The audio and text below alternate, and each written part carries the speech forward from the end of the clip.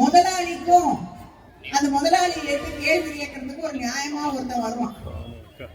அது கேள்வி கேட்டுட்டு இருக்கும் போது நடுவுல ஒருத்தன் பூந்து முதலாளிக்கு தான் தான் எல்லாரோடையும் லாயலா, நான் தான் அவருக்கு சிறந்த அடிமை என்று சொல்லக்கூடிய வகையில முதலாளி பதில் பேசுறதுக்கு முன்னாடி வந்து பூந்து இடையில பூந்து அடிப்பான், சத்தம் போடுவான்.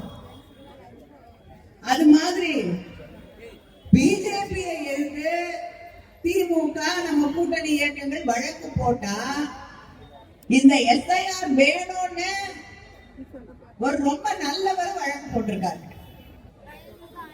முதலாளிக்கு நான் தான் சிறந்த அடிமை என்று சொல்லிக் கொள்வதற்காக எடப்பாடி பழனிசாமி அவர்கள் ஒரு வழக்கை போட்டு எஸ்ஐஆர் வேணும் வேணும் வேணும். எந்த எஸ்ஐஆர்? தமிழ்நாட்டு மக்களுடைய வாக்குரிமையை திருடக்கூடிய, பறிக்கக்கூடிய, அடிப்படை உரிமையை நசுக்கக்கூடிய எஸ்ஐஆர் எங்களுக்கு வேணும்.